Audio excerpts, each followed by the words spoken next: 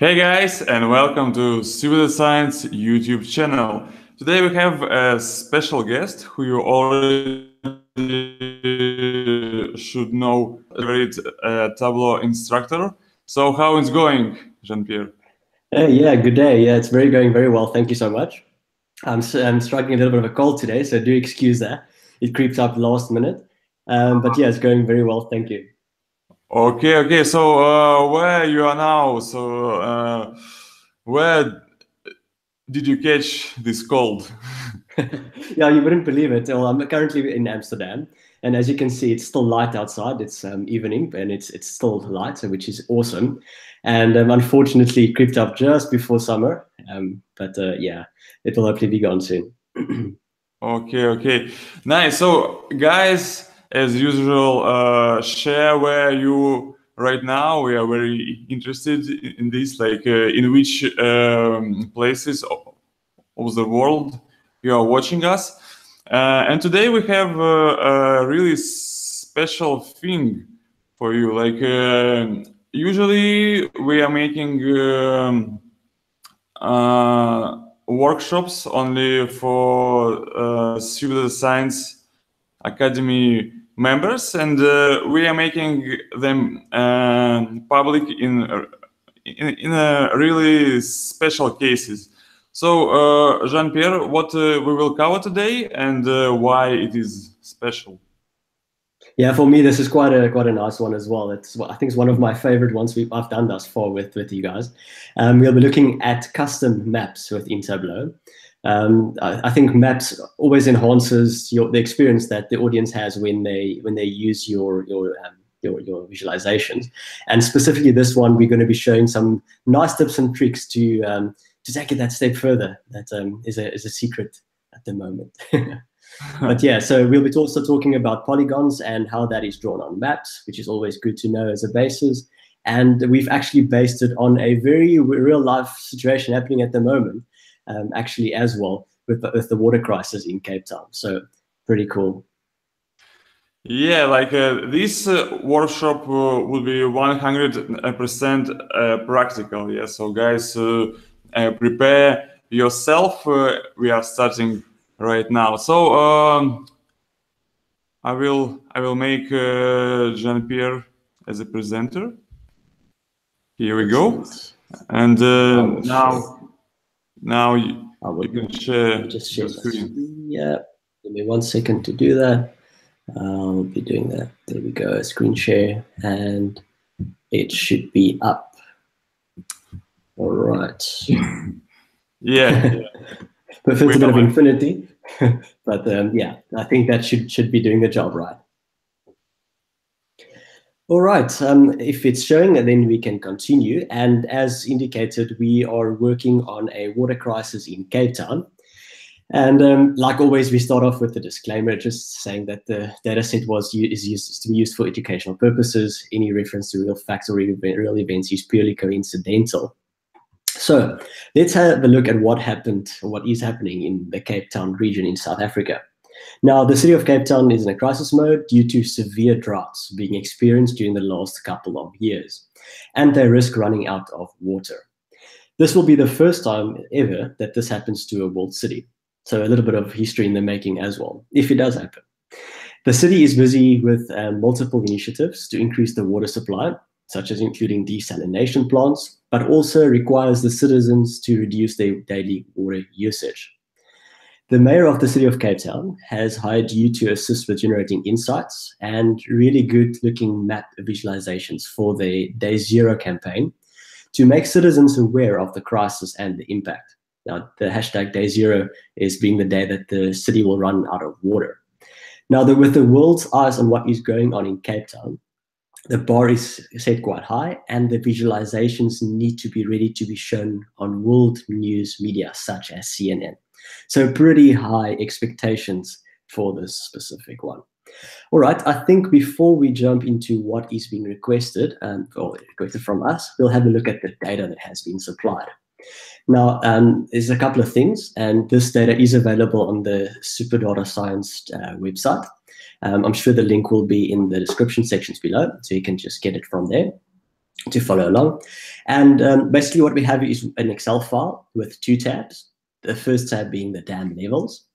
And as you can see, this is a monthly snapshot of the volume, of the water volume within that dam, with the dam name and the specific date or the start of the month when this snapshot was taken. Now, this data runs through all the way to February 2018, and you can have a look down below, but that will be going to 2014, February 2018, sorry, date, and it is including 6 different dams in Cape Town. Now, the second tab is the capacity tab. It's also within the same Excel sheet, and these are the 6 dams. So again, here we've got the dam name and the maximum capacity of each of those dams. All right. What we have also got, and you will notice, let me quickly scroll over to that, is in the data set, we've also got something called, apologies, something called the shapefile. So there's a folder called South African Dams. It contains 5 different files, as you can see over there. It's a DBF, a BRJ, a SHP, which is the shapefile, SHP XML, and SHX. So those 5 files make up your shapefile or your spatial files, which we'll be using to build our custom map within Tableau. So for now, well, we won't open them. We'll see when we import them into Tableau. But those are the files that we are using. Now, just to say as well, this data, well, especially the South African data, or South African dams geospatial data, was acquired from the South African Department of Water and Sanitation, as well as the water levels. All right, let's start off with a fresh instance of Tableau and start connecting to our data. So firstly, we'll just use a normal Excel connection to get the dam levels and the dam capacities. So by linking to the Excel file, we can just incorporate capacity, and we can pull in dam levels, and automatically Tableau will create us an inner join. Knowing that the dam name variables are exactly the same, it will relate the two, and we can just click on there just to make sure that it has been related correctly. And as you can see, it has been. All right, and we can see also that the data has come in correctly as well. Our numbers are properly formatted, so are our dates, and we've got this additional dam name in here, which we can just remove. That's because of the join, and we don't need the second one, so we can just hide that, just to clean up our model and keep it nice and clean. All right, now for the second data source, which we'll be using, and which we'll also set up right now, we can just start off with a new connection. And this is something you might have not worked with before, but Tableau gives us a very nice way an easy way also to incorporate spatial files. And those were the shape files I referred to earlier. If you're unsure what a shapefile is, let's connect to it and I'll show you. Let's quickly go in. So you'll see as soon as we click on spatial file and navigate to our folder where we've got the data, it only allows us to select the SHP file. And that is the main file that contains the information and refers to the others for additional information it needs. So if I open that, you'll see what I mean. It's got some basic information around the dam. So you've got the dam name over there, as well as the perimeter, the area. You've got some alias there as well, the area in square kilometers, and coordinates, don't forget, also very important. But it also links to a geometry at the end here. And you can see that it is actually a geographic role, and it just says polygon, nothing else. And that is because all the shape files, or the shape files, are made out of different polygons. And a polygon being a shape that we draw using a number of specific points, and that we connect at the end to create a shape that looks familiar to us. For instance, like the outline of a country or outline of a province, which you'll be familiar with in your own specific country.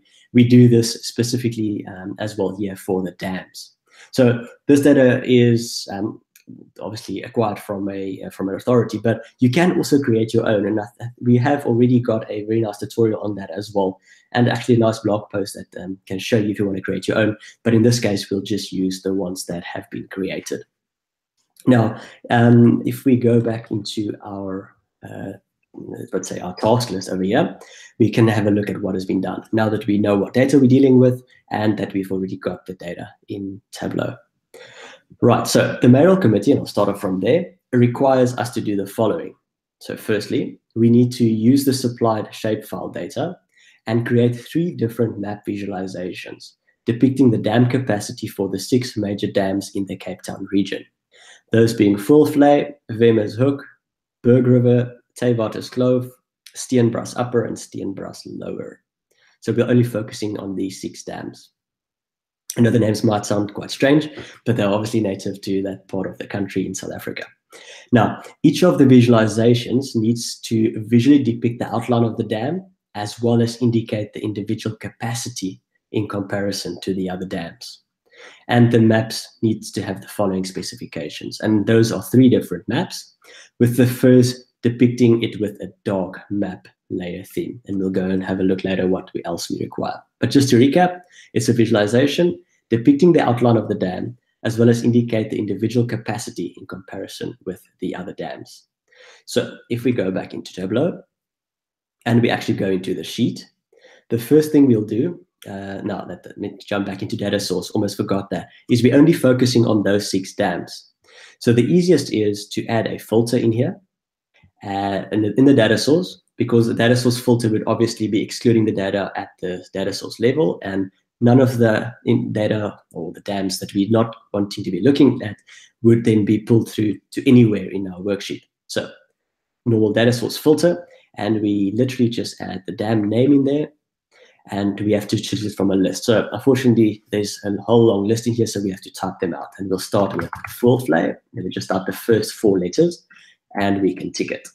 Then we move on to the next one, Wemmershoek, and we can type the first few letters, as well as Theewaterskloof, which we can click there. Next, we've got Berg River, and there's only 1 Berg River. And then we've also got Steenbras. Now we know Steenbras had 2, the upper and the lower, so we'll select both. And as you can see, the selection says we've selected 6, and we know we're working with 6 dams, so hopefully we selected the 6 correct ones. So we can say, okay, and there we are. So only 6 dams which we'll be looking at, and now we can go into sheet. All right, I'll just hide, oh, my bad, there we go. All right, into the sheet.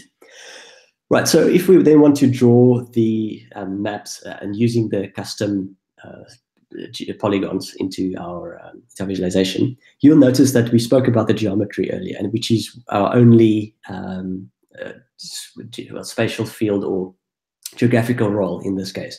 We also have these other 2, the latitude and longitude, but those are obviously automatically generated, and we won't use them right now. So we can literally just double-click geometry, and voila, it is already pulled in with these funny shapes. Now, these shapes might not look familiar to you if you don't know what the dams look like in South Africa. I certainly didn't. But that's basically how you start incorporating it like that. Now let's give it some more detail. So we want to add in the name, obviously. So we can add the name to label, and that obviously adds it to the level of detail as well. And the next, we can also have a look at the capacity. Now, there is no capacity in our spatial data, although there might be, you can work around the levels given there, but I did see that they're not always properly populated. So we will work with a capacity data source. So when we are doing this now, you'll see that we've got an orange line on the left-hand side, which means we are going to be starting to blend the data. Now, when we do blend, we need to make sure that the relationships are set up properly. And in that way, we can go into our data and say edit relationships, because we don't want to show the incorrect information. And as you can see, our primary data source is SA Dams, which is the first one we've used, and capacity being our secondary data source. Now, automatic is automatically selected, but there is no field name which is exactly the same. So Tableau doesn't know how to relate these. We will choose custom, and we will add in our own. We will be adding name and dam name, both from the primary and the secondary, and click OK. And this way, we can see now automatically that there is a link icon put on the dam name, and we know now that these 2 data sources are joined properly, which that one wasn't there before. All right, now if we want to use this capacity, we need to decide how we want to show it. So firstly, we can actually just put it onto the label, and immediately you can see that it's got a whole lot of, that's in megaliters, by the way, which is a lot. And the reason for that is it is doing a sum at the moment, as you can see. Now, we don't want the sum. We can put average, because average would then just give it back, bring us back to a 1 value, which is the capacity can only be 1 value. We know this from the data that capacity is only a once-off point in time value. But what we could also do is, and this is something you might not have been working with before, is to use it as an attribute. Now, an attribute, when we only have one specific value in a field like capacity, it becomes an attribute, and we can use that rather, because it's not really a calculation. So as you can see, this is the actual value within, or the capacity for each of the dams. All right, so what we also want to do then is we can use that onto the color, just to make a nicer distinction there. And what we will do next as well is just tidy up the label. We want this to look great. We were told it needs to be of a high quality, so we can just increase the size of the dam name, make it bold perhaps, and just put the capacity, maybe right, align it, and put also the unit down so people know what we are trying to show over there. And that is our basic visualization. What I'd also like to do to make this look a bit better, seeing as you might not be familiar with this area, is with this area of the chart, is to also just put in a label over there and to annotate the area, and put the city of Cape Town. Give us nice information to our audience as well. Increase it slightly and put it where the city is. So I used to live in the city, so I know it quite well. It is, I need to move the whole block. There we are, and we'll just edit it to remove the, my apologies. We will just format it to change the shading, to remove the shading and have it translucent. There we go. Yeah, basically the city of Cape Town is this region over there. And so that's good enough for us now. But we were not asked to make a simple visualization that any person can do. We were asked for the dark map layer theme. So this is also pretty straightforward. If you go into your menu and you click map, and you go to the map layers over there, you get the chance to make a lot of changes to your map layers. But in this case, we will just change the style to dark, and immediately you can see it already looks quite impressive and drastic as well at the same time. And the colors pop quite nicer, I think, as well. What we do have to change back is our label, just to make the color the grayish color, so it can still stand out on the information that we've added in there. All right, so what we will do then next is to show it on a satellite image as a background layer. But before we do that, let's actually just rename this. Otherwise, we lose our work. If we do, just continue. So we just call this the dark map. Right, and we can just duplicate this because we won't have to go and redo all of the steps we've undertaken to this point. All right, so then to do the satellite, you would probably think, okay, let's go to map again. We know how to do this now. This is straightforward, the map layers, and change this to satellite. Now, there is no satellite setting. So how do we do this? Okay, now this is where the magic comes in. And so I don't know if you are familiar with this, but it's called Mapbox. So what Mapbox is, it gives us the ability to use custom maps. And they already provide a whole bunch of custom maps, as you'll see now of satellite, but they also have their own studio where you can create maps on which to overlay the data on. And what you'll need to do for that, though, is to go and create your own Mapbox account. It's a free account. There's different pricing plans, but this is a pay-as-you-go one, which I'm using. So you have some free previews and things you can use to try it out, which is brilliant. So do go and create that, create your own account over there to get your access token, because that's what we will need in our visualization or in Tableau. And you can see that the token over there. Don't worry, I will change it afterwards so you don't use up all of my tokens, because you can regenerate it, but it's quite a long string which you can just copy for the use in the visualization. So how do we get from Mapbox from here into this? Now, again, we go into our map menu over there, but we don't go to map layers, but background maps. Now, you might have used this also, again, to use the offline mode if you didn't have an internet connection or what you're working, or maybe just even to remove any background that you can see over there. But we don't want to do that. We actually want to use map services. So what is Mapbox? Another map service for Tableau. And we have different options. When we add in a map service, we've got the WMS service, which we won't talk about now, but it's also got its own unique use case, or the Mapbox maps. It opens up a little text box for us. We just go into the classic view for this tutorial, and we put the style name down. And we're just going to call this my satellite. And as you can see, it's asking for our API token, so I'll just paste that in there. And now we can choose which one we've got, which is the preset styles from Mapbox. Now, I did mention you can do some custom ones, and they are pretty nifty. I've seen some of the custom ones developed by other users on there. It really looks nice. So if you have a specific team in-house that can design some nice maps for you, this is where you will do it. But for now, we'll just use the standard preset style of satellite. You just select satellite, it's OK. It validates it, and you can close. And there, like magic, as I said, is your satellite view, which I think looks brilliant. And you can still see your map, your dams on there as well. We didn't need to fix the labels. It does look a bit messy, so we'll just change this to white, and that is it. So perfect, it looks great. And as you can see, sometimes labels don't show at the bottom there. If we do move around, it will show, but that's it. But it's quite interesting. As soon as I put on the satellite map, and let's just recall this, I rename this before I forget. Satellite there is another dam there which we haven't identified, which we are excluding from our analysis. So that'll be my first question. Why are we not looking at that dam? Now, there might be multiple reasons for it. It's part of a different catchment region. It doesn't supply water to the city of Cape Town. Oh, and by the way, you can also see the actual built-up areas in the city of Cape Town. I didn't lie to you that it is located over there. But that's exactly the additional information that comes out that makes your map look so much nicer, I think. But this is definitely worth investigating, but we will be told to exclude that from our analyses for this project, or this phase of the project as such. Okay, let's look at the next thing that we've been asked.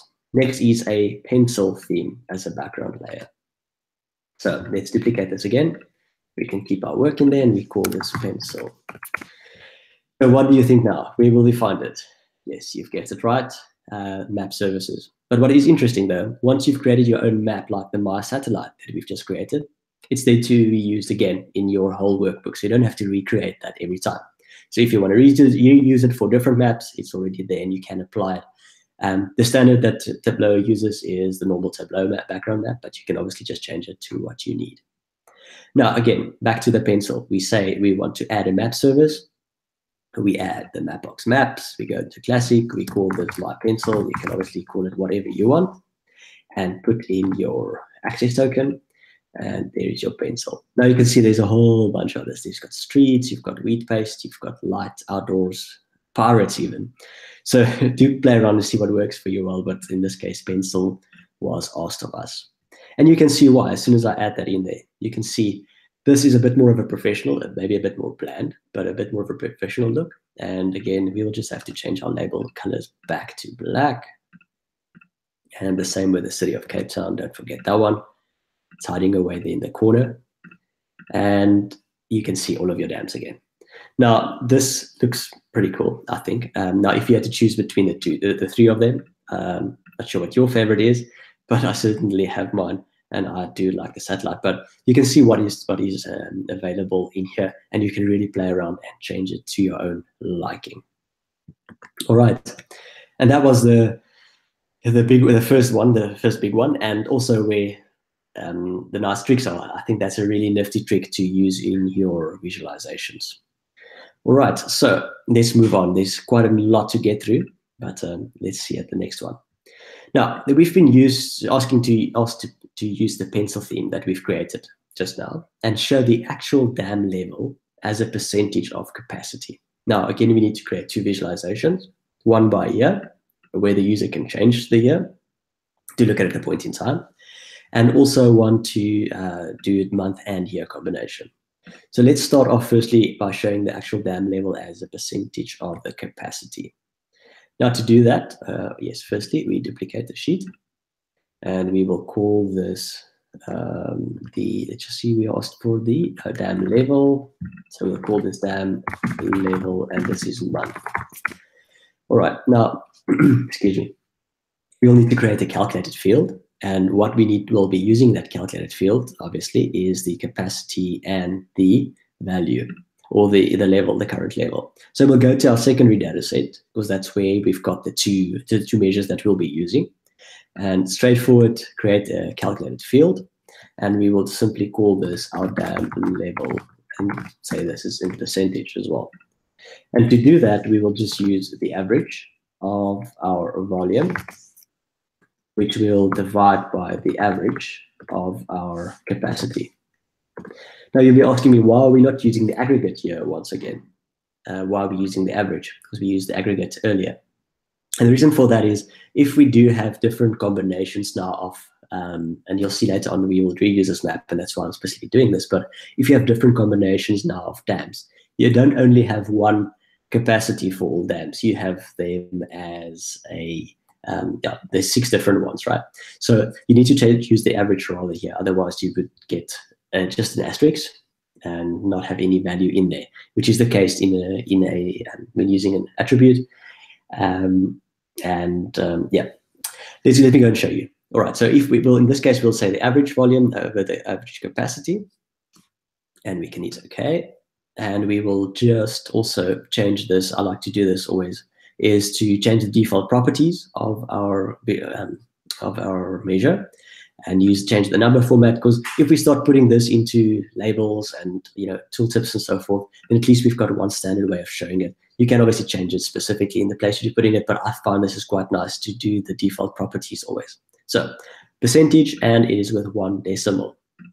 So that we can then take and replace the, well, firstly the color, and you can see we've got the color changing now as well, and then also the label, because we were asked to look at it from a label perspective. Let's fix up the label, because we don't need that unit of mega liters anymore. And I think in this case, what is more important is not necessarily the name of the dam, that worked well for the previous one, but actually the percentage of the dam level. So we can increase that to a 14, make it bold, decrease that, decrease the name. It's not as important. It's not allowing me to select nicely here, and we won't make it bold, and we can just apply it. And there you can see it. So the levels of each of the dams, and this is now the average over all of our data. But remember, we were asked to show it by year. Not very difficult to do, but what I also think actually we need to do is to just change the legend, because it does, or the color legend as such, it does become a bit of a problem when dams are at 10%, for instance. So our current legend, where the color only changes to a lighter blue at 57, is not the best way to do it. I think we want to use a different scale. Now, in this case, it's average over the whole 6 years or 5 years of data we've got. So this scenario is not that bleak. But if we change this, my apologies, if we change this into a red-blue diverging, and we change the midpoint, the center point, to 50%, you start changing to a red color from 50%, because that's where the alarm bells needs to be going off if a dam goes below 50%. And we can just set it here and hit apply. So you'll see it doesn't really change. It makes the blue a bit darker in some cases. But now that we're going to include the month into our analysis, you'll see how it changes. So how do we then show it by month? And let's just compare again. The user should be able to select a specific year. Okay, so we literally just put in our date of the dam level into a filter, and we use a discrete measure of year, which is obviously it's blue and it's got the little hash over there, and we just say yes, and we include all of them, and we hit apply. We now have a filter. It's not being used yet, nobody can see it. So we'll just say show the filter. And I like to use sliders for this, and we'll just put it on the first date.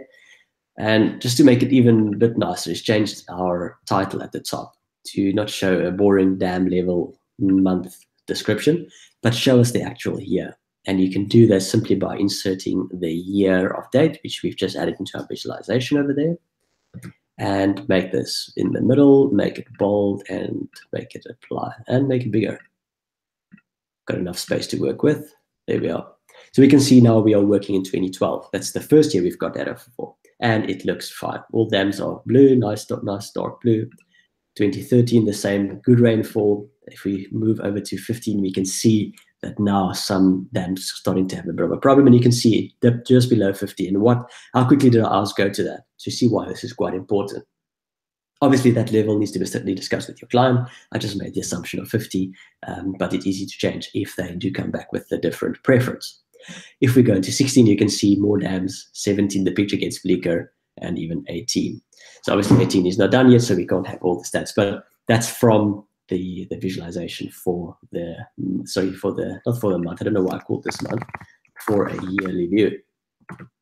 Okay, I'm not going to say that right now, go away. All right, now we can also change this into the month and year combination, which we want to see. So in this case, what we'll be doing is to just make a duplicate of this. So let's just go and duplicate this and call this month year. So we want both. Okay. So in this case, we want them to be able to select the month and the year. And we will include, let's just quickly see how we'll do this. We will include the month as a, well, actually, we will include the month in there by changing this to a, well, first let me show you actually. If we do incorporate this and say now the month and the year, make this a continuous measure in the filter, we would have, as you can see, May 2015 as an example, we would be able to, I'll just say, okay, and select the month. Yes, we need to show that. Hold on one second, show the filter. We can make a selection over a period of time and scroll between them. And this might not be what we are wanting to do, but this is a solution. You can move it around over a specific period of time to see how it has changed and what the averages look like. But in this case, what we've been asked specifically is to show this as a month and date that we can toggle through, just like we did with the year. And how we do that is to go down to the more part of our date type, and then we go into custom, and we select the month and the year. Now that gives us a combination of the month and year as a discrete filter that we can use over there. I'm just going to select all again and put back our filter that we can select. And as you can see, it doesn't work nicely as checkboxes, so I prefer the slider. And if we start off with the first date, we've got it in January 2012. Let's update our heading. This stuff becomes automatic if you just do this many times. And the one we're looking for here is the MY date. Now, that's not my date. It's month, year, date. So we'll know that's the one we're looking for. We hit apply, and there we go. And we can actually scroll through them and jump a little bit as well between them. So that's the way of giving them access to do the year and the month. What you could have done is add it in two different what's it called, discrete measures, one for month and one for day. We'll do that in the next example, but this is one interpretation of what we have been requested to do. And I'm just going to fix up that again because it's too fast for the keyboard. Okay, so in number 3, we need to create a dashboard consisting of 2 maps where the user can select a combination of year and month, again, and selection of dams to compare 2 levels at different points in time. So an easy way, in essence, what we're asking for is 2 maps where we can select different dates and year, well, month and year on each side, and select a number of dams to compare next to each other. So how do we do this? Now I'm going to use this one, make a duplicate of it as well again, and I will just call this dashboard 1, because this is the one we'll make 2 different ones, and this is the first one we'll make in preparation for our dashboard. So we will now obviously change this. We don't want it to be like the December 2016 or that, you know, the combination of the 2 as such. We start off with, let's put year first, and we say all years, include that. And we want to put into our secondary data source, I don't only want year, but we also want the month. All right. Now we show both. We make it interactive for our user, which will be happening on the dashboard as well. But for now, again, sliders, it saves a lot of space. And yeah, let's just move off from the null. And there's here to January 2012. Now, obviously, because we're copying this and remove some of the fields, obviously we need to go and update our header. I'll just make the red black. And then we can add in firstly the month, make a space, and put in the year, and hit apply. And then we've got January 2012. Now we need this for both. So, well, for two, because we're going to compare them side by side. So I'll just duplicate that. And I'll change this to dashboard 2. And now we're ready to put the two together and start comparing. So we'll create a simple dashboard. And I'll be using the tiled method because it's easier to drag it into the dashboard. For this purposes, I'll also just use the automatic sizing. Obviously, the best size for my specific screen. You might want to use a different method if you working in a specific organization or so forth, that it looks nicely on everybody's screens. But now we'll just drag in dashboard 1. We will drag in dashboard 2 next to it. And you'll see a lot of different legends and filters coming up. The way it has put it down there is the first two are relating to the first dashboard over there and the second two on the next. So I'll just place them on the places they need to be. So firstly, we start off, and it's always a bit of a trick with these. They keep on jumping around, especially if you're using a touchpad, which I'm doing at the moment. But we want our year and we want our month. So we can put it like that. And we can do the same with the next one. So let's put year first. It's always nicer for our user to be able to select the year and then decide which month. Again, it's up to personal preference, but that's how we'll do it. So let's move this one to just interesting 2016, and let's make it in the dry season, because it's a winter rainfall season, and being Southern Hemisphere, winter is obviously in the months of June and July. All right, so, and we can just actually remove our legend. It's not really necessary. So now you can see we can nicely compare what happens if we take the month of February on both sides, but what happened in 2012 against 2016, and even worse, 2017. It's a nice way to play around. But we've also been asked to focus on specific dams. So how do we add in our dam filter over here? And what I find the easiest way is just to go back to the sheet, take the dam name and put that into filter, and we'll just use all of the dams. And if we go, look, you can make it interactive and just put them all down there. But now once you go into your dashboard, you use the same visualization and you just go down to filters and select the name. And voila, it appears. I like to put them between the two because they will be applying to both. And you'll see in a second why. I'll just squash it up a little bit. Then we can share the space. There, a bit more. Right. And I'll just put a blank spot at the top as well, just to format it nicely and make it look like it fits. Okay, you can do some more cosmetic changes, but this is where I'll stop with it. But what I wanted to show is that if we now select dams, and keep your eye on the right-hand side, is if I do deselect them, it only applies to the right. But we don't want that. We want to actually see both sides, right? And I will do that just to select all of them and say that apply the filter to all using this data source. So if you use it to selected worksheets, you can define which ones. Currently, it's set only on the specific one. But if you use all using this data source, it would update it onto both now. So if I take off, for instance, full flag, you'll see it disappears from both sides. And what I like to do at this point as well, by the way, is to take off this little pin or over there so that it actually updates the zoom based on the selection that we do. So if I put full flag back, it would actually zoom in nicer to just show the ones we want to look at. So the ones that haven't featured much has been the Steenbras dams because they're quite tiny and they're next to each other. But now we can really look at the effect year on year between different years, what has happened in different months. So pretty nice, I think. And we'll just call this our comparison dashboard. Let's call it comparison dashboard. That's it. All right. Halfway through, actually a bit more than halfway. So do keep at it. I know it's quite a lengthy one, but take a second, take a breather, stretch out, and let's get on to the next one. All right, so create a map of the average overall dam level with an option to allow the user to investigate the trend over the last couple of years. So then, firstly, what we'll be doing is we'll just duplicate this dashboard too. We'll keep the work that we've done. We don't want to lose that. Let's move it next to dashboard, which is because it's our next deliverable. And we call this our overall dam level. Now, we just want to see all the dams together, still depicted on the map. And it's actually not too difficult. We'll just start taking out some of this stuff from our visualization. So we still asked, if I remember correctly, to see the trend over the last couple of years. So we don't need to see the month in our filter, right? And we also don't want to filter on the names anymore.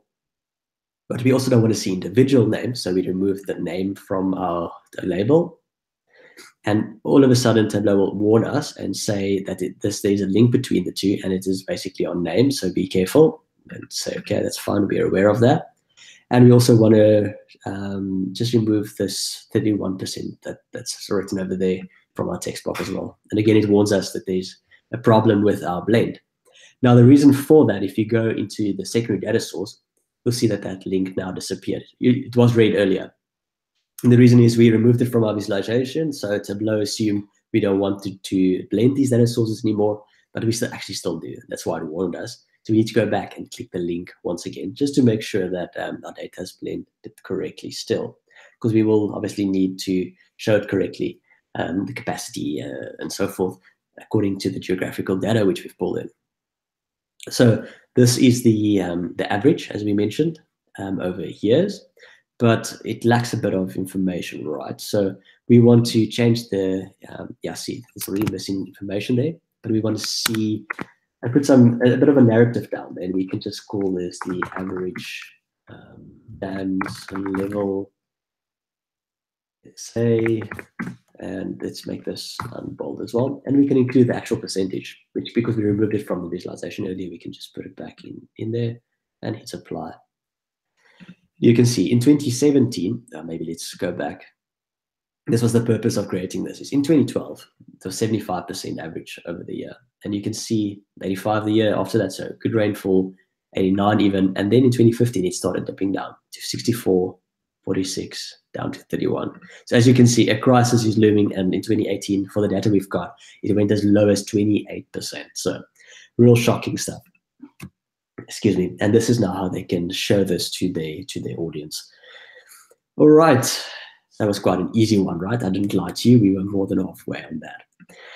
And the last one, which is also quite a nifty little trick, is we need to use the provided shapefile information and display all dams next to each other using the actual shape of the shapefile, but it shouldn't be on a map. So we don't want to see it on a map, because you can see as well, it's difficult to view it sometimes, to know which dam is where. Let's put them next to each other in the same size, and just to be able to put into an infographic.